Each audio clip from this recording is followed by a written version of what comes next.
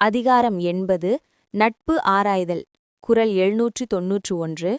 நாடாது நட்டலிற் கேடில்லை, நட்டபின் வீடில்லை நட்பால் பவர்க்கு. விளக்கம். ஒருவருடைய குணநலன்களை நன்கு ஆராயாமல் அவருடன் நட்பு கொள்வதை விட பெரிய கெடுதல் வேறில்லை. ஏனெனில் ஒருமுறை ஒருவரை நண்பராக ஏற்றுக்கொண்ட பிறகு அவரிடம் குறை கண்டாலும் அவரை விட்டு விலகுவது என்பது உண்மையான நட்பை போற்றுபவர்களுக்கு இயலாத காரியம். மகாபாரதம்.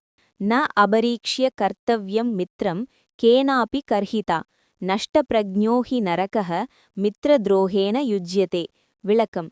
யாராக இருந்தாலும் ஒருவரை நன்கு பரிசோதிக்காமல் நண்பனாக ஆக்கிக் கொள்ளக்கூடாது. அவ்வாறு ஆராயாமல் நட்பு கொண்டுவிட்டு பின்னர் அவரை பிரிய நேர்ந்தால் அது மித்ர துரோகம் என்னும் பாவத்தை சேர்க்கும். அறிவற்றவனே ஆராயாமல் நட்பு கொண்டு பின் துயரப்படுகிறான். மனுஸ்மிருதி. சமயேன ஹி மித்ராணி பரீக்ஷ்யந்தே விசக்ஷணைஹி, அபரீக்ஷ்ய கிருதா மைத்ரி விஷவத் பிராணநாஷினி. விளக்கம். அறிஞர்கள் காலத்தையும் குணத்தையும் கொண்டு நண்பர்களை பரிசோதிப்பார்கள். அவ்வாறு ஆராயாமல் செய்யப்படும் நட்பானது உணவில் கலந்த விஷத்தைப் போன்றது. அது காலப்போக்கில் ஒருவனின் நற்பெயரையும் ஆன்மாவையும் அழித்துவிடும். எனவே தொடக்கத்திலேயே விழிப்புடன் இருக்க வேண்டும். இந்த குறள் எப்படி சனாதன தர்மத்துடன் ஒத்துப்போகிறது? திருக்குறள் 791 உள்ள நாடாது நட்டல் மற்றும் வீடில்லை என்ற கருத்துக்கள் சனாதன தர்மத்தின் விவேகம் மற்றும் சரணாகதி தத்துவங்களுடன் பின்வருமாறு இணைகின்றன. விவேகம், டிஸ்கிரிமினேஷன். சனாதன தர்மம் ஒரு மனிதனுக்கு தேவையான முதன்மையான பண்பாக விவேகத்தை, எது நித்தியம் எது அனித்தியம் என்று பிரித்தறிதல் சொல்கிறது. நட்பில் இந்த விவேகம் இல்லையென்றால் அது கேடு தரும். மித்ர துரோகம், பிட்ரேயல் ஆஃப் ஃப்ரெண்ட். சனாதன மரபில் ஒருவனை நண்பனாக ஏற்ற பிறகு அவனை கைவிடுவது மகா பாவங்களில் ஒன்றாக கருதப்படுகிறது. நட்டபின் வீடில்லை என்று வள்ளுவர் கூறுவது இதையே. நண்பன் தீயவனாகவே இருந்தாலும் அவனை உறவாக ஏற்றுக்கொண்ட பிறகு கைவிடுவது ஒருவனுக்கு தார்மீக குற்ற உணர்வை தரும். சத் சங்கம் vs குசங்கம்.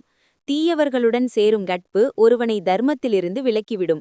ஆனால் நட்பு என்று வந்துவிட்டால் அங்கே பிரேமை என்னும் அன்பு செயல்படுவதால் பிரிய மனமில்லாமல் தர்ம சங்கடத்தில் ஆழ நேரிடும். பரிசோதனை, பரீக்ஷா. ஹிதோபதேசம் போன்ற நூல்களில் ஒரு நண்பனை பணத்தை கொடுத்தும் கஷ்டகாலத்தில் அவனது நடத்தையை பார்த்தும் பரிசோதிக்கச் சொல்கிறது. ஆராயாமல் ஒருவரை தேர்ந்தெடுப்பது என்பது ஓட்டை படகில் ஏறி பயணம் செய்வதற்கு சமம். குறள் 792. ஆய்ந்தாய்ந்து கொள்ளாதான் கேண்மை கடைமுறை தான் சாம் துயரம் தரும். விளக்கம். ஒருவருடைய குணம், செயல் மற்றும் பின்னணியை பலமுறை மீண்டும் மீண்டும் ஆராய்ந்து பார்க்காமல் அவரோடு கொள்ளும் நட்பு இறுதியில் ஒருவன் சாகும் அளவுக்கு பெரிய துன்பத்தை கொடுக்கும். மகாபாரதம். அப்யபரீக்ஷ்ய மித்ராணி யோ நரஹ குருதே பலவத், ச தஸ்ய தோஷைஹி சதிருஷைஹி விநாசம் அதிகச்சதி. விளக்கம். எந்த ஒரு மனிதன் முன்பின் ஆராயாமல் ஒருவரை தன் நண்பனாக ஆக்கிக் கொள்கிறானோ அவன் அந்த தீய நண்பனின் குற்றங்களால் அவனோடு சேர்ந்து அழிவை அடைகிறான். தீய சேர்க்கையானது ஒருவனை தற்கொலைக்கு சமமான நிலையில் தள்ளும். மனுஸ்மிருதி. துஷ்டமித்ரைஹி சகவாசஹ சர்வார்த்த க்ஷயகாரகஹ, தஸ்மாத் பரீக்ஷ்ய சததம் குர்யீத சக்கியமுத்தமைஹி. விளக்கம். தீய நண்பர்களுடன் சேர்ந்து வாழ்வது ஒருவனுடைய எல்லா நன்மைகளையும் செல்வத்தையும் புண்ணியத்தையும் அழித்துவிடும். எனவே எப்போதும் ஒருவரை பரிசோதித்து மேன்மையானவர்களுடன் மட்டுமே நட்பு கொள்ள வேண்டும். இல்லையேல் மீள முடியாத மரண துயரம் நேரிடும். இந்த குறள் எப்படி சனாதன தர்மத்துடன் ஒத்துப்போகிறது? திருக்குறள் 792 உள்ள ஆய்ந்தாய்ந்து மற்றும் தான் சாம் துயரம் என்ற கருத்துக்கள் சனாதன தர்மத்தின் விவேகம் மற்றும் சங்கத்யா தியாகம் ஆகியவற்றுடன் பின்வருமாறு இணைகின்றன. புனக புனக பரீக்ஷா, ரிப்பீட்டட் எக்ஸாமினேஷன். வள்ளுவர் ஆய்ந்தாய்ந்து என்று அடுக்கு தொடரில் கூறுவது சனாதன மரபில் ஒரு மிக முக்கியமான முடிவை எடுக்கும் முன் பலமுறை சோதிப்பதை போன்றது. அவசரத்தில் எடுக்கும் முடிவு ஆயுள் கால துயரத்தை தரும். பிராயச்சித்தமில்லாத துயரம். தான் சாம் துயரம் என்பது மரண வேதனைக்கு சமமானது. சனாதன தர்மத்தில் மித்ர துரோகம் செய்பவனோடு சேர்வதும் அவனால் வஞ்சிக்கப்படுவதும் ஒரு மனிதனின் கர்ம வினையை தீய வழியில் கொண்டு செல்லும். ஒரு கட்டத்தில் தப்பிக்கவே முடியாத இக்கட்டில் அது மாட்டிவிடும். கழுமரம் போன்ற நட்பு. ஹிதோபதேசம் போன்ற நூல்களில் தீய நண்பன் என்பவன் நாம் தெரியாமல் ஏறி அமர்ந்த கழுமரம் போன்றவன் என்று வர்ணிக்கப்படுகிறது. அவன் நம்மை மெல்ல மெல்ல கொல்லுவான். குணத்ரய ஆய்வு. ஒருவன் சத்வகுணத்தில் இருக்கிறானா அல்லது ரஜோ தமோ குணங்களில் இருக்கிறானா என்று பலமுறை சோதிக்க வேண்டும். தமோகுணம் அறியாமை கொண்டவன் நட்பு இறுதியில் நம்மை அதர்மத்திலேயே வீழ்த்தி அழிக்கும். குறள் 793. குணமும் குடிமையும் குற்றமும் குன்றா ஈனனும் அறிந்தியாக்க நட்பு. விளக்கம். ஒருவருடைய நற்பண்பு குணம் அவனது குடும்ப பின்னணி, குடிமை அவனிடமுள்ள பலவீனங்கள் அல்லது குறைகள், குற்றம் அவனோடு பழகும் நண்பர்களின் தன்மை, இனம் ஆகிய நான்கையும் நன்கு ஆராய்ந்து அறிந்த பின்னரே அவரோடு நட்பு கொள்ள வேண்டும். மகாபாரதம். குலம் ஷீலம் ச விருத்தம் ச ஸ்ருதம் வித்யாம் ச பண்டிதः பரீக்ஷ்ய குருதே மைத்ரீம் சத்பீரேவ சதாசக. விளக்கம். அறிவுடையோர் ஒருவருடைய குலம், ஷீலம், நடத்தை, கல்வி ஆகியவற்றை சோதித்த பின்னரே நட்பு கொள்வார்கள். எப்போதும் சாதுக்களுடனும் நல்ல குணம் கொண்டவர்களுடனும் மட்டுமே நட்பு கொள்ள வேண்டும். ஆராயாமல் சேருவது ஒருவனை அதர்மத்தில் வீழ்த்தும். மனுஸ்மிருதி. யத்ருஷைஹி சந்நிவிஷந்தே யத்ருஷாம்ஷ்ச உபசேவதே தத்ருஷோ பவதி க்ஷிப்ரம் மோததே தைஷ்ச சம்யுதः. விளக்கம். ஒருவன் எத்தகைய குணம் கொண்டவர்களோடு சேருகிறானோ, எத்தகைய இனம் அல்லது கூட்டத்தை சார்ந்திருக்கிறானோ, அவனும் விரைவில் அதே குணம் படைத்தவனாட மாறிவிடுகிறான். எனவே ஒருவனை தேர்ந்தெடுக்கும் முன் அவனது கூட்டத்தையும் அவனது இயல்பையும் ஆராய வேண்டும். இந்த குறள் எப்படி சனாதன தர்மத்துடன் ஒத்துப்போகிறது? திருக்குறள் 793 உள்ள 4 தகுதிகள் சனாதன தர்மத்தின் சத்சங்க மற்றும் தர்ம விதிகளுடன் பின்வருமாறு இணைகின்றன. குணம், சாரிட்டி, குணா. சனாதன தர்மம் ஒரு மனிதனை அவனது குணங்களின் அடிப்படையிலேயே மதிப்பிடுகிறது. நற்பண்பு இல்லாதவன் நட்பு ஒருவனை அதர்மத்திற்கு இட்டு செல்லும் என்பதால் குணம் முதலில் நிற்கிறது. குடிமை, லினியேஜ், குலா. சனாதன மரபில் குலம் என்பது பாரம்பரியமாக அறநெறிகளை பின்பற்றி வரும் குடும்பத்தை குறிக்கிறது. ஒரு நல்ல குடும்பத்தில் பிறந்தவன் தன் குடும்பப் பெயருக்கு களங்கம் வராமல் வாழ முயற்சிப்பான் என்பதால் குடிமை முக்கியமாக கருதப்படுகிறது. குற்றம், ஃப்ளாஸ், தோஷாஸ். ஒருவனிடம் உள்ள தீய பழக்கங்களை கவனிக்கச் சொல்கிறது. சூது, மது போன்ற தோஷங்கள் உடையவன் நட்பு கஷ்டகாலத்தில் நம்மை கைவிடும் அல்லது நம்மையும் அந்த பாதையில் இழுக்கும். இனம், கம்பெனி, சங்கா. யாரோடு சேருகிறாய் என்று சொல், நீ யார் என்று சொல்கிறேன் என்பது உலக நீதி. சனாதன தர்மம் சங்கத்யா என்பதற்கு அதிக முக்கியத்துவம் அளிக்கிறது.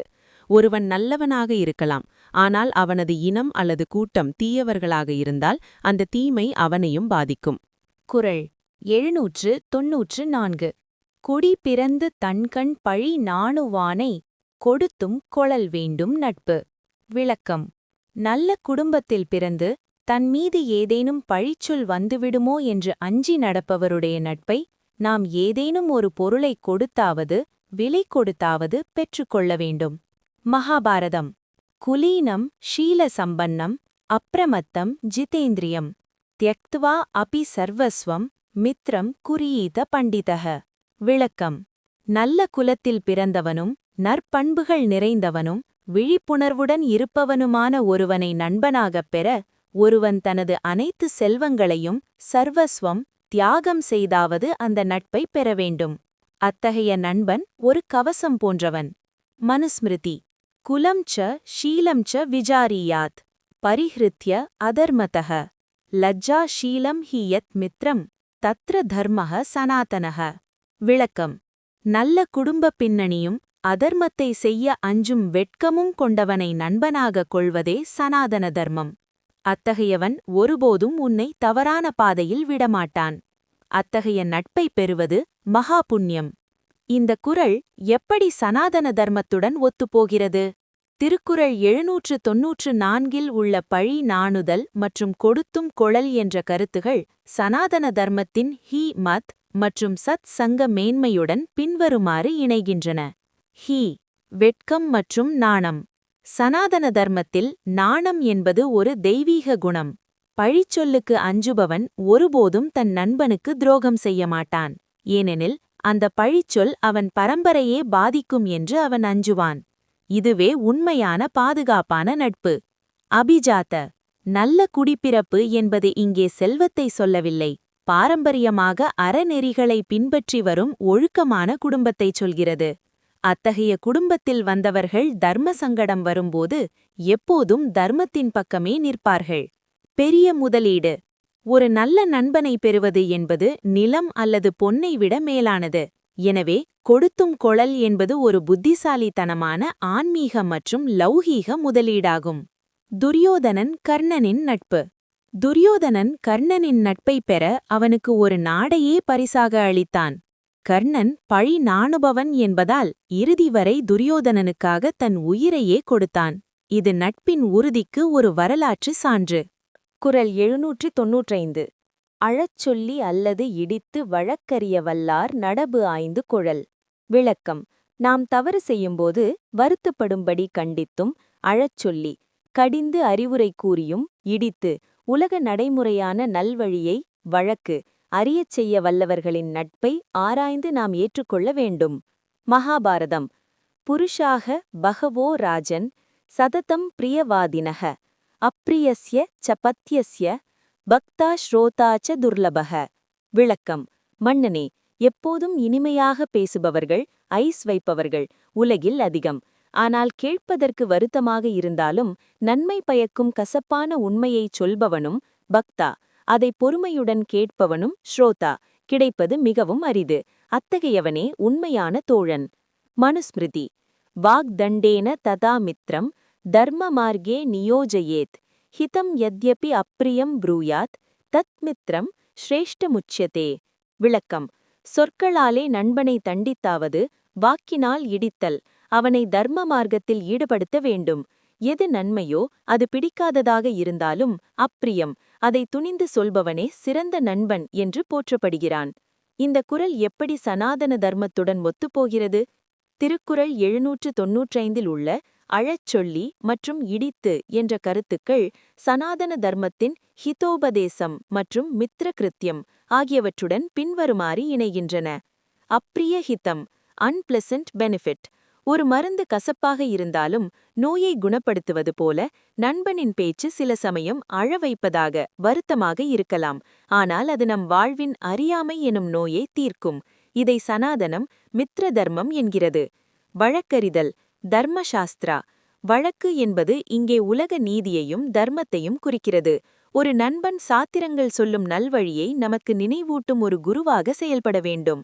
கடும் சொற்கள் வாக்தண்டா. நண்பனை திருத்த பயன்படுத்தும் கடினமான சொற்கள் வன்முறை அல்ல, அது ஒரு அறுவை சிகிச்சை போன்றது. கிருஷ்ணர் அர்ஜுனனை போர்க்களத்தில் பேடி என்று இடித்துரைத்தார். அந்த இடித்தல்தான் அர்ஜுனனை மீண்டும் வீரனாக்கியது. யதார்த்தம். நம்மை எப்போதும் புகழ்ந்து பேசுபவன் ஃபிளாட்டரர் நம் வீழ்ச்சிக்கு காரணமாகிறான். நம் தவறைச் சுட்டிக்காட்டி நம்மை கண்ணீர் விட வைப்பவன் நம்மை அழியாமல் காக்கிறான். குறள் 796. கேட்டினும் உண்டோர் உறுதி கிளைநலை நீட்டி அளப்பதோர் கோல். விளக்கம். ஒருவனுக்கு வரும் வறுமை அல்லது துன்பத்திலும் ஒரு நன்மை உண்டு. அந்த துன்பமே தன் நண்பர்கள் எவ்வளவு ஆழமான அன்பு கொண்டவர்கள் என்பதை நீட்டி அளந்து பார்க்கும் ஒரு அளவுகோல் ஆகும். மகாபாரதம்.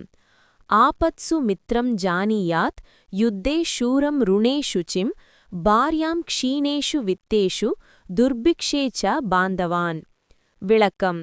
ஆபத்து வரும்போது நண்பனையும் ஆபத்சு மித்ரம் போர் வரும்போது வீரனையும் கடன் கொடுத்தபின் நேர்மையாளனையும் செல்வம் அழிந்தபின் மனைவியையும் பஞ்சம் வந்தபின் உறவினர்களையும் ஒருவன் அறிந்து கொள்ள முடியும்.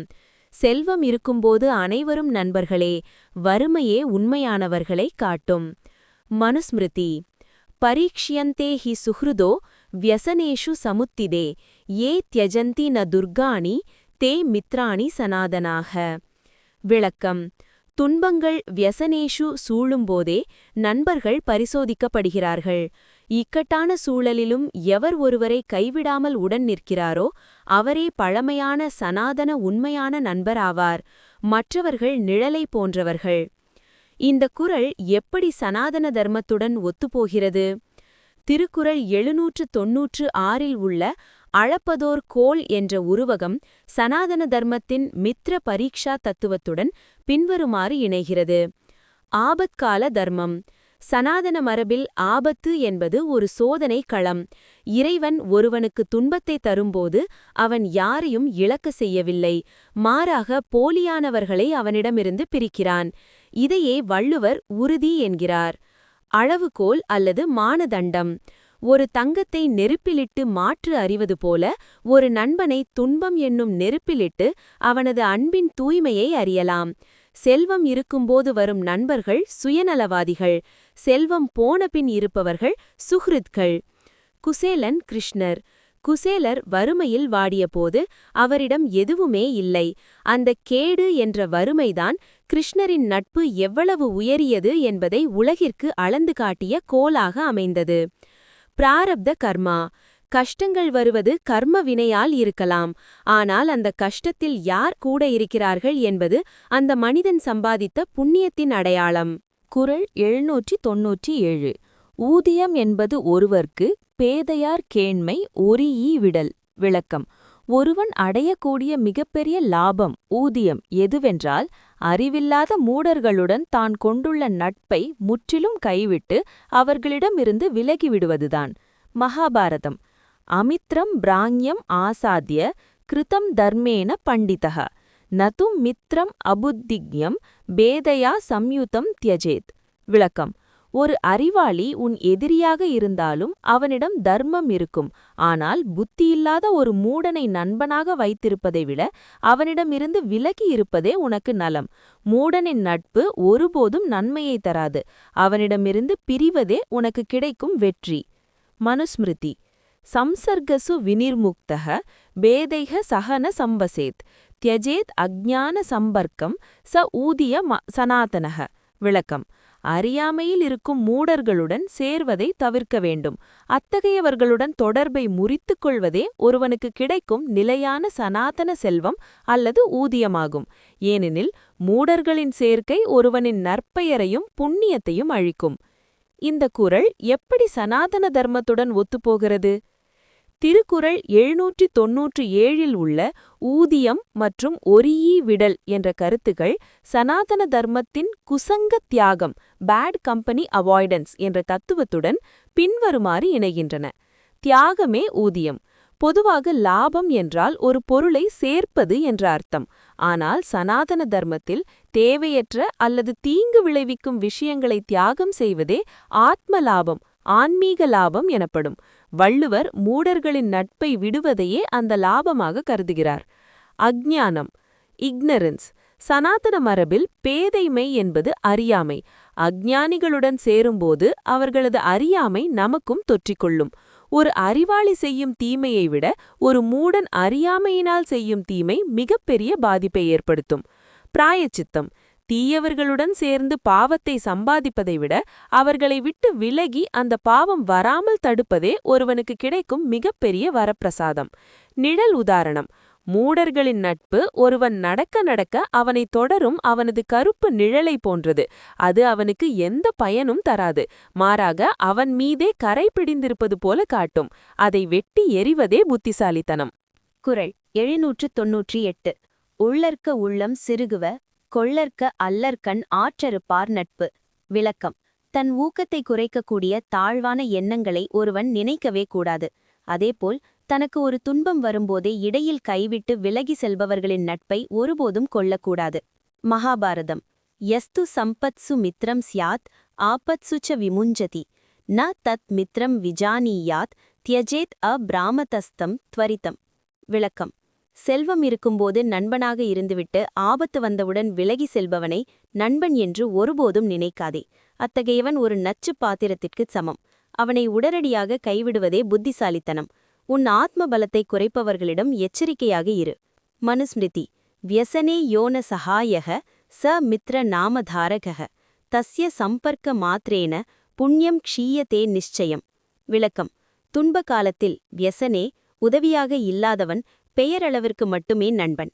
அத்தகையவர்களோடு தொடர்பு கொள்வதாலேயே ஒருவனுடைய புண்ணியமும் மன உறுதியும் நிச்சயம் குறைந்துவிடும். க்ஷீயத்தே. எனவே அவர்களை தவிர்த்துவிட்டு உன் மனதை மேன்மையான எண்ணங்களால் நிரப்பு. இந்த குறள் எப்படி சனாதன தர்மத்துடன் ஒத்துப்போகிறது? திருக்குறள் 798 உள்ள உள்ளம் சிறுகுவ மற்றும் ஆற்றறுப்பார் நட்பு என்ற கருத்துக்கள் சனாதன தர்மத்தின் ஆத்மபலம் மற்றும் மித்ர துரோகம் ஆகியவற்றுடன் பின்வருமாறு இணைகின்றன. ஆத்ம நிவேதனம் மற்றும் ஊக்கம். உள்ளம் சிறுகுவ உள்ளற்க என்பது பகவத்கீதையின் உத்தரேத் ஆத்மனா ஆத்மானம் என்ற கருத்தை ஒத்துள்ளது. ஒருவன் தன் சுய மரியாதையையும் ஊக்கத்தையும் இழக்கச் செய்யும் எதையும் சிந்திக்கக்கூடாது என்பது தர்மம். ஆற்றறுப்பார் பிட்ரேயர்ஸ். ஆற்றின் நடுவே கையை பிடித்து கூட்டிச் சென்று ஆழமான பகுதியில் கையை விட்டுவிட்டு ஓடுபவர்களே ஆற்றறுப்பார். சனாதன தர்மத்தில் இது விஸ்வாச துரோகம் எனப்படும். இத்தகைய கபட மித்திரர்களை சேருவது பாவத்தை சேர்க்கும். சத்வகுணம் வெர்சஸ் தாமசகுணம். நம்மை சோம்பேறியாக்கும் அல்லது பயமுறுத்தும் தாழ்வான எண்ணங்கள் தாமச குணத்தை சார்ந்தவை. அதேபோல் பயந்தாங்கொள்ளியான நண்பர்கள் கஷ்டகாலத்தில் நம்மையும் பலவீனப்படுத்துவார்கள். எனவே இரு வகையான எதிர்மறை சக்திகளையும் தவிர்க்கச் சொல்கிறது தர்மம். பரிசோதனை. கஷ்டம் வரும்போது ஒருவன் எப்படி நடக்கிறான் என்பதை வைத்து அவன் ஆற்றறுப்பாரா அல்லது ஆற்றுப்படுத்துபவரா என்பதை கண்டறியலாம்.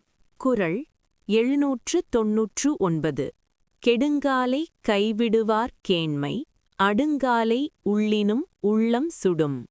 விளக்கம். தனக்கு ஒரு கேடு, துன்பம் வந்த காலத்தில் உதவாமல் கைவிட்டு விலகியவர்களின் நட்பு ஒருவன் இறக்கும் காலத்தில் அடுங்காலை அதை நினைத்துப் பார்த்தாலும் அவனது உள்ளத்தை சுட்டு வருத்தும். மகாபாரதம். மித்ர துரோஹோ மகாபாபக சர்வதாக கரஹ ஸ்மிருதஹ அந்தே காலே அபி தத் வித்தஹ ஹிருதயம் தஹதே சதா. விளக்கம். நண்பனுக்கு செய்யும் துரோகம், மித்ர துரோகம், மகா பாபமாகும். அது ஒருவனை எப்போதும் எரித்துக்கொண்டே இருக்கும்.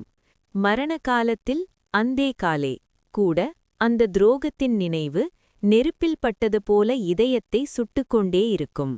செய்தவனையும் பாதிக்கும், பாதிக்கப்பட்டவனையும் வருத்தும்.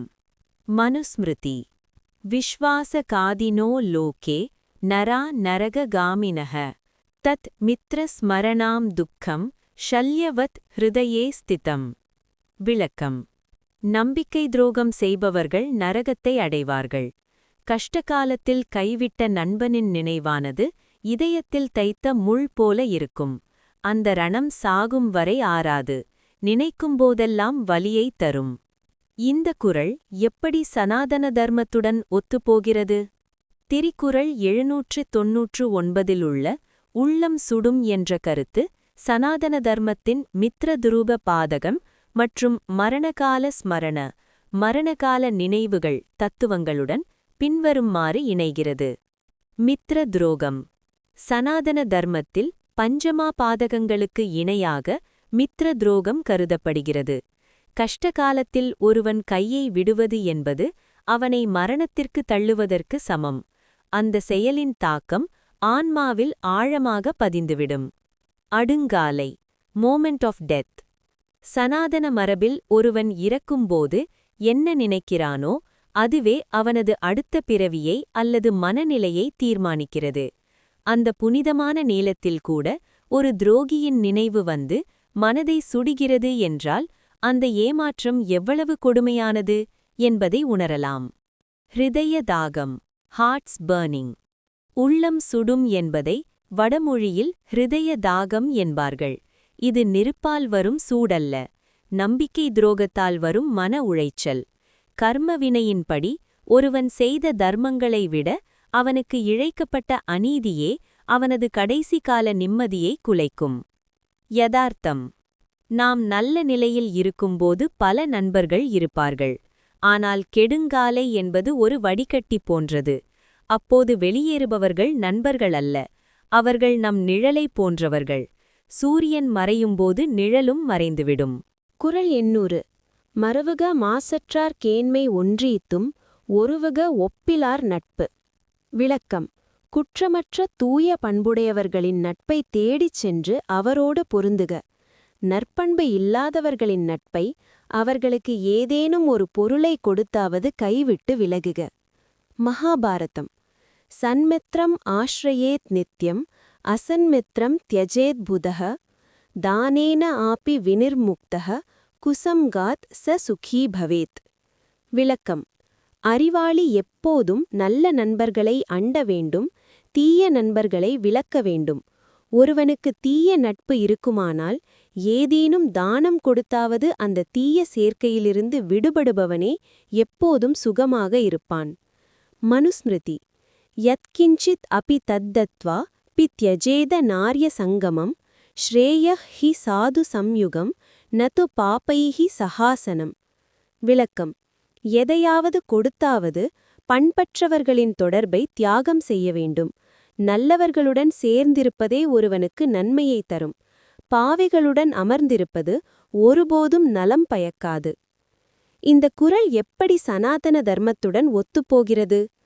திருக்குறள் 800 உள்ள மாசற்றார் மற்றும் ஒன்றீத்தும் ஒருவுக என்ற கருத்துக்கள் சனாதன தர்மத்தின் சத்சங்கம் மற்றும் குசங்க தியாகம் ஆகியவற்றுடன் பின்வருமாறு இணைகின்றன. மாசற்றார், த ஸ்டெயின்லெஸ் ஆர் பியோர். சனாதன தர்மத்தில் நிர்மல அல்லது சுத்த குணம் கொண்டவர்களை சேர்வது ஆத்ம பலத்தை தரும். அழுக்கற்ற கண்ணாடியில் முகம் தெரிவது போல மாசற்ற நண்பர்களிடம் பழகும்போது நம்முடைய நற்பண்புகள் மேலோங்கும். ஒன்றீத்தும் ஒருவுக. ஒருவுக என்றால் விலகுதல். ஒரு தீயவன் நம்மிடம் ஒட்டிக்கொண்டு நம்மை தொந்தரவு செய்கிறான் அல்லது அதர்மத்திற்கு இழுக்கிறான் என்றால் அவனுக்கு பிடித்த ஏதேனும் ஒன்றை கொடுத்தாவது அவனை திருப்திப்படுத்தி அவனிடமிருந்து நிரந்தரமாக விலக வேண்டும். இது ஒரு வகையான பரிகாரம், ரெமிடி. சத் சங்கத்வே நிஸ்ஸங்கத்வம். ஆதிசங்கரரின் பஜகோவிந்தத்தில் வருவது போல நல்லோர் நட்பால் பற்றற்ற நிலை வரும். ஆனால் தீயோர் நட்பால் பாசவலை பெருகும். எனவே விலையை கொடுத்தாவது தீயவர்களிடமிருந்து விடுதலையை பெறுவது அவசியம். பரிசோதனையின் முடிவு. இந்த அதிகாரம் முழுவதிலும் யாரை ஆராய வேண்டும் என்று சொன்ன வள்ளுவர் கடைசியில் நல்லவரை தேடி சேர், அல்லாதவரை எதை கொடுத்தாவது கழட்டிவிடு என்று ஒரு மிகச்சிறந்த நடைமுறை தீர்வை, பிராக்டிக்கல் சொல்யூஷன் சொல்லி முடிக்கிறார்.